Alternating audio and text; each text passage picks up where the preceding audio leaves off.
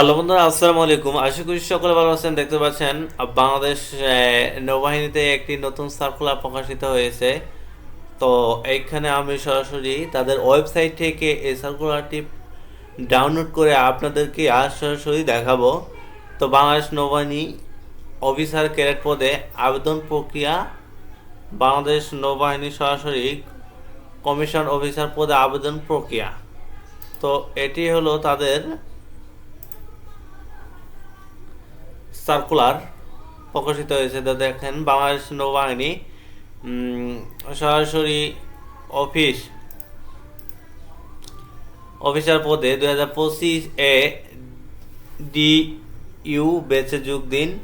একটি নতুন সার্কুলার প্রকাশিত হয়েছে। শিক্ষা শাখা বিধি পুরুষ ও মহিলা শিক্ষকতা যোগ্যতা সরকার কর্তৃক স্বীকৃত স্বনামধন্য বিশ্ববিদ্যালয় হইতে নিম্নবর্ণিত বিষয়ে স্নাতক বা সমানসহ মাস্টার্স পরীক্ষা, এসএসসি ও এইচএসসি সমান পরীক্ষায় ন্যূনতম জিপিএ 4 প্রাপ্তি হতে হবে। পরীক্ষা ন্যূনতম সিজিপিএ 3.4 স্কেল প্রাপ্ত হতে হবে। পদার্থ রসায়ন আইন বিষয়ে থাকতে হবে। আইন বিষয়ে প্রার্থী ক্ষেত্রে বাংলাদেশ বার কাউন্সিলর অ্যাডভোকেটশিপ সনদসহ আইন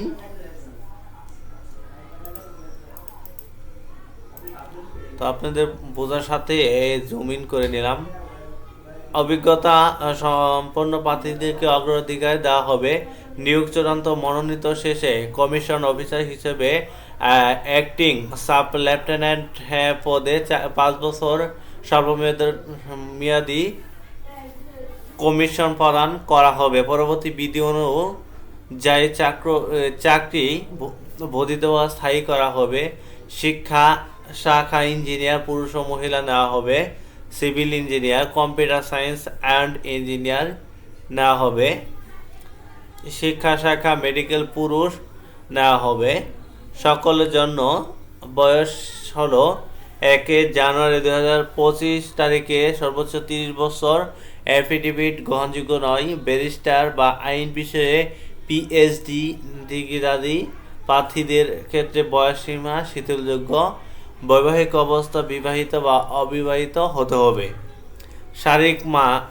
শারীরিক মান ন্যূনতম পুরুষের ক্ষেত্রে 5 ফিট 4 ইঞ্চি, মহিলার ক্ষেত্রে 5 ফিট 2 ইঞ্চি। বুকের মাপ পুরুষের ক্ষেত্রে 30 ইঞ্চি, মহিলার ক্ষেত্রে 28 ইঞ্চি।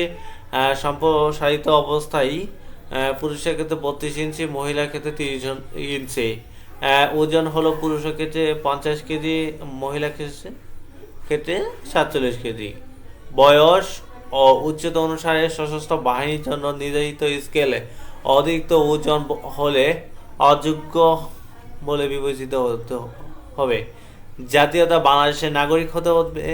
পশ্চাৎ প্রবীণতা বাংলাদেশ নৌবাহিনী প্রচলিত বিধি মোতাবেক পশ্চাৎ প্রবীণতা প্রদান করতে হবে। অযোগ্য সেনা, নৌ ও বিমান বাহিনী অথবা যে কোনো সরকারি চাকরি হতে বরখাস্ত কিংবা অপসারিত হলে আইএসএসবি কর্তৃক 2 বার ক্রেন্ট আউট বা প্রত্যাখ্যান অথবা একবার স্কিড আউট ও একবার প্রত্যাখ্যান আবেদন করতে পারবেন। তবে যেসব প্রার্থী গ্রাজুয়েট বা মাস্টার্স সমান পরীক্ষা ডিগ্রি অর্জনের পূর্বে 2 বছর বার ক্রিড আউট বা প্রত্যাখ্যাত হয়েছেন, তারা ন্যূনতম 5 বছর পর গ্রাজুয়েট মাস্টার্স সমমান ডিগ্রি অর্জন সাপেক্ষে আইএসএসবি তে অংশগ্রহণের জন্য সুযোগ পাবেন। সেনা, নৌ ও বিমান বাহিনী আপিল মেডিকেল বোর্ড কর্তৃক অযোগ্য বিবেচিত হলে, যে কোনো বিচারালয় হতে দণ্ডপ্রাপ্ত হলে,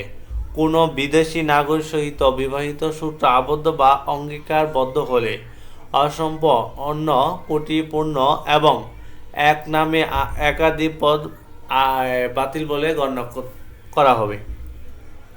তো অনলাইনে আবেদন করতে হবে। এই ওয়েবসাইটে গিয়ে আবেদনটি করতে হবে। তো এখানে আরো হয়েছে প্রাথমিক স্বাস্থ্য পরীক্ষা বা চেম্বার টেস্ট মেডিকেল প্রার্থীদের প্রাথমিক সাক্ষাৎকার ও লিখিত পরীক্ষা তারিখ দেওয়া হয়েছে। নৌবাহিনী, ঢাকা কলেজ, মিরপুর 14, ঢাকা। পদার্থ, রসায়ন, আইন, সিভিল ইঞ্জিনিয়ার ও সিএসই থাকতে হবে। আবেদনের বিষয় হলো বর্ণজা ঈশা খান, নিউ মর্নিং, চট্টগ্রাম। পরীক্ষা কেন্দ্র মেডিকেল পদে হবে 22 থেকে 25 জুলাই। লিখিত পরীক্ষা হবে 26 জুলাই। বেতন ভাতা সরকার কর্তৃক নির্ধারিত অন্যান্য সুবিধাস্ত সশস্ত্র বাহিনীতে বেতন ক্রমে অনুযায়ী বেতন ও ভাতা প্রদান প্রাপ্ত হবেন। তো আবেদন করার পর কিভাবে কত টাকা জমা দিতে হবে?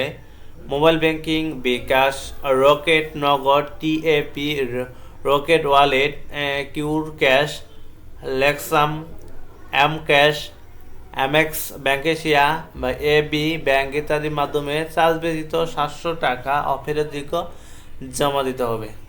তো আবেদন শুরু হলো 12 মে হতে 3 জুলাই 2024 পর্যন্ত আবেদন চলবে। ধন্যবাদ বন্ধুরা, ভিডিওটি ভালো লাগলে লাইক করবেন এবং শেয়ার করবেন।